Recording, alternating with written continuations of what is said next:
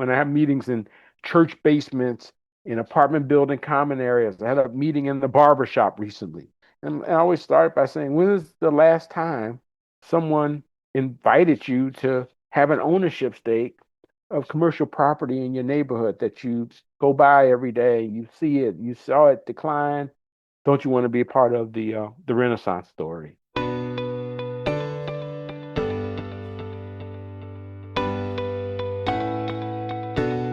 Welcome to The Measure. I am your host, Leon Andrews, President and CEO of Equal Measure.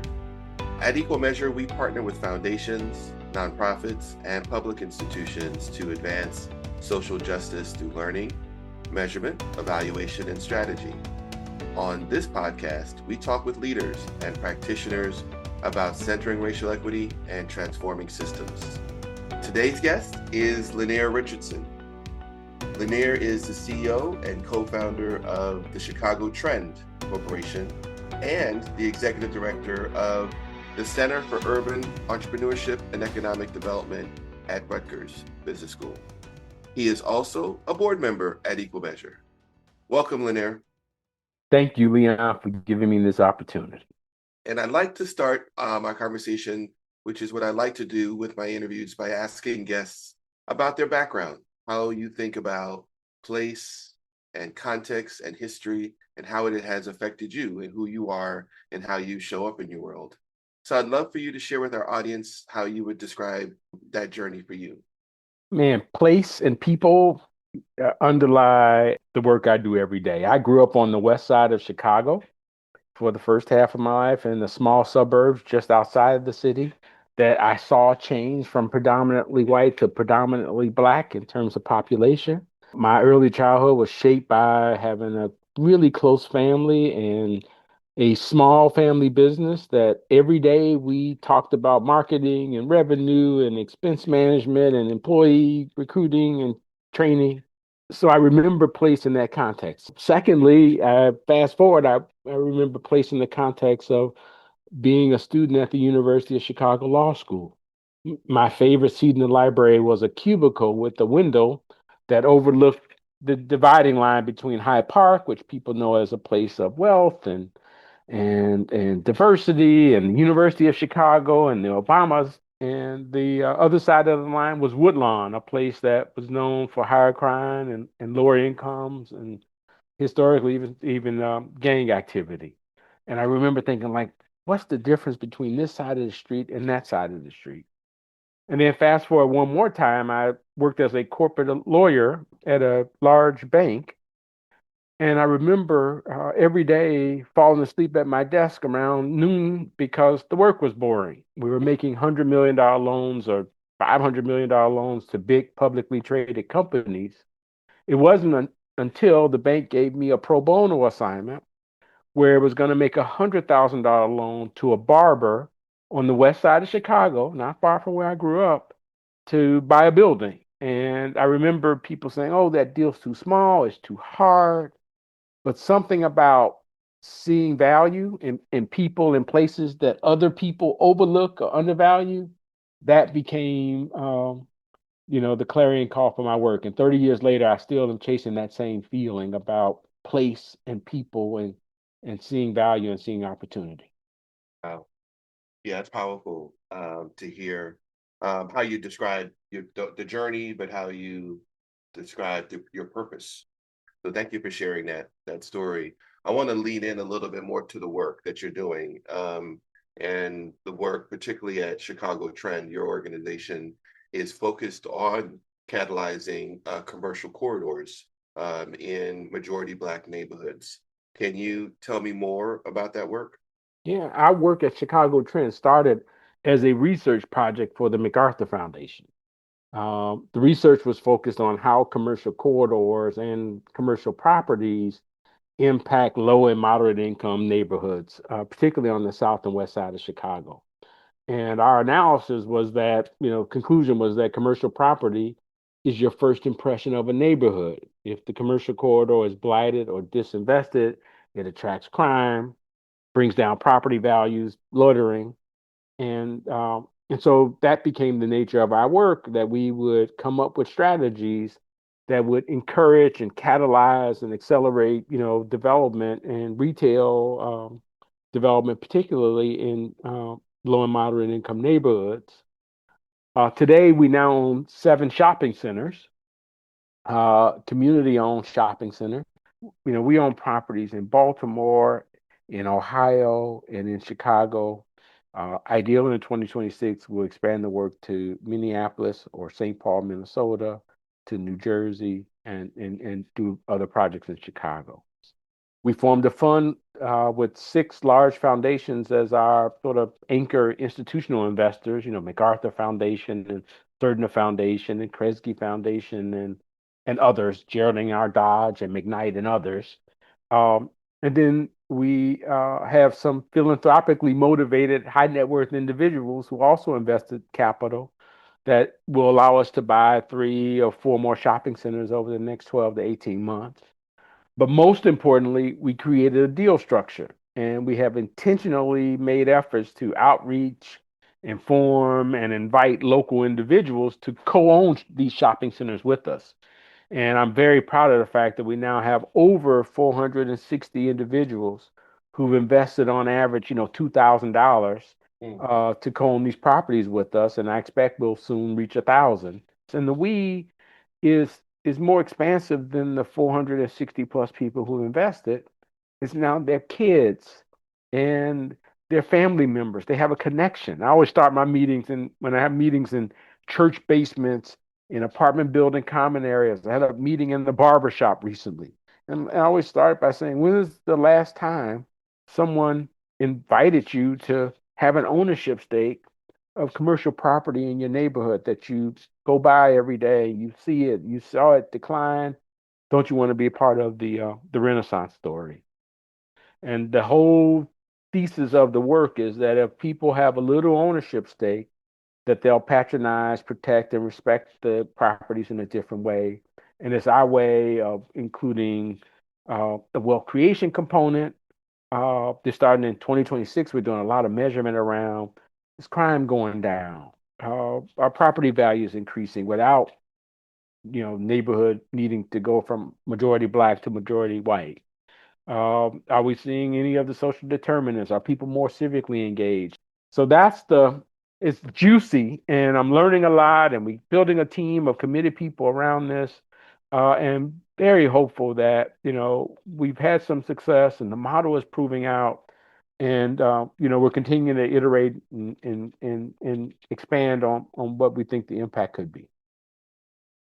I mean, it's inspiring, as I listen to you share more and more about the effort to, co-design this and co-own it with the community, and people buying in the 460 plus, and to know that it's not, as you said, it's not the we owners, it's not just them, it's their kids, it's their kids' kids, it's a generational legacy piece that you are, that you're speaking to. And then you're starting to talk a little bit about something that very much we, as you know, we do and we think a lot about here at Equal Measure, which is how are you ultimately thinking about transforming systems in the work you do?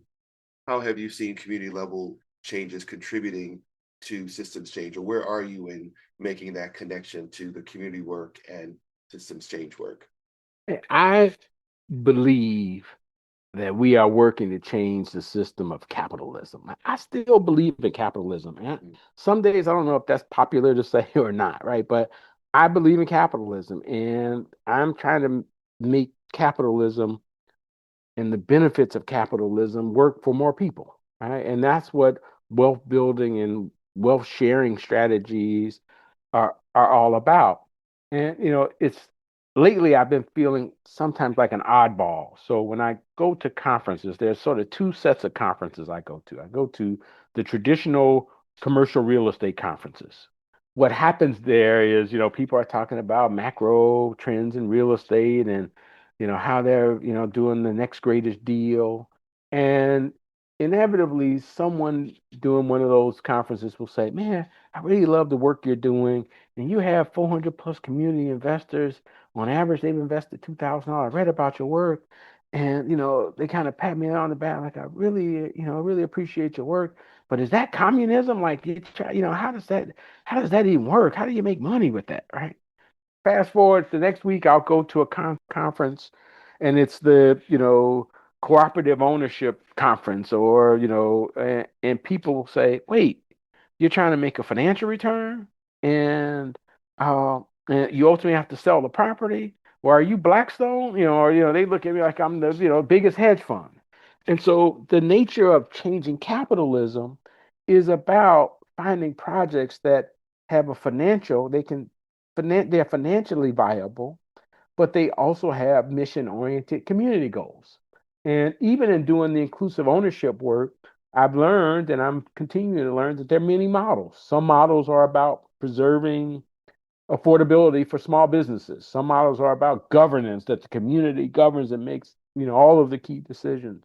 Some models are about space for art and creativity. And, our models about, we want to show that you can generate a financial return, and you can then have at the same time, neighborhood strengthening impact, right? Crime decrease, property value increase. So that stuff, that measurement, as we talked about all the time in equal measure, I'm now trying to figure out how both, not just qualitative stories, and I got some great qualitative stories, but quantitative, these will be assets that we own over 10 years. You own them in 10 or more places. We're looking for some quantitative, impact metrics as well. And I think that's going to fuel the work and create opportunities for other people around the country. Yeah, yeah, yeah. Thank you for sharing that. So you have a wonderful opportunity of being an entrepreneur and then also teaching others who want to be entrepreneurs. And so through your leadership at the Center for Urban Entrepreneurship and Economic Development at Rutgers, you're working with the private, public, and the nonprofit sector to equip the next generation of urban entrepreneurs. So I'd love for you to share, given your experiences in kind of this cross-sector environments that you're in, what is something that you would share with today's entrepreneurs that you wish you knew when you first started a lot of this mission-driven work? Here's what I always tell people, that entrepreneurship, and especially mission driven entrepreneurship, is about the narrative and the numbers. You got to be able to tell the story, what the value proposition is, um, what the impact will be, what's the business model, and then ultimately the numbers are about, can this be profitable? Can this be self-sustaining? What is the financial expectation? My thesis is you can do mission work and still have a financial return. Yeah, yeah. And for I want to, I know when we think about this year for many, this has been, for many folks doing the work, it's been a difficult, challenging year, right? For lots of reasons, politically, and resources not being as readily available for doing the work. Love for you to share kind of how you've experienced this year, and kind of in doing the work. Uh, there's no future in pessimism, right? So I'm hopeful that we'll continue to see expansion of, you know, the inclusive ownership and community ownership models and vehicles. I see that a lot of people are writing and thinking about ownership in a different way. As I said, democratizing ownership, doing capitalism a little differently, all that stuff, gives me great hope.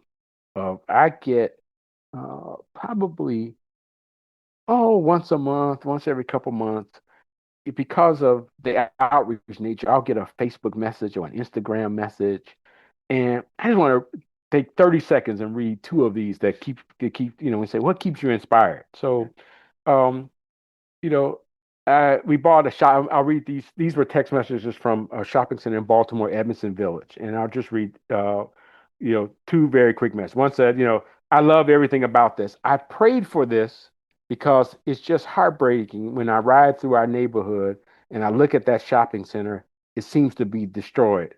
Thank God that you are bringing about a resuscitation. Here's the one that brought a tear to my eye.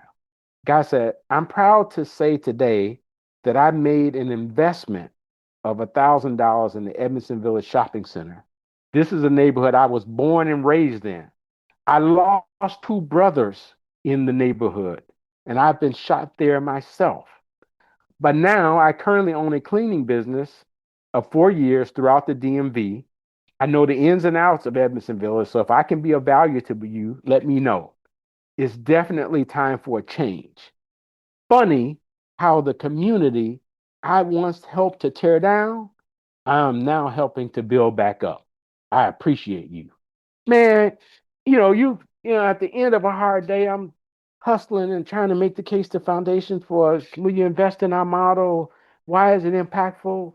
I'm arguing with a tenant or, you know, and you get a message like that out of the blue, it inspires you to get up the next day and to work even harder.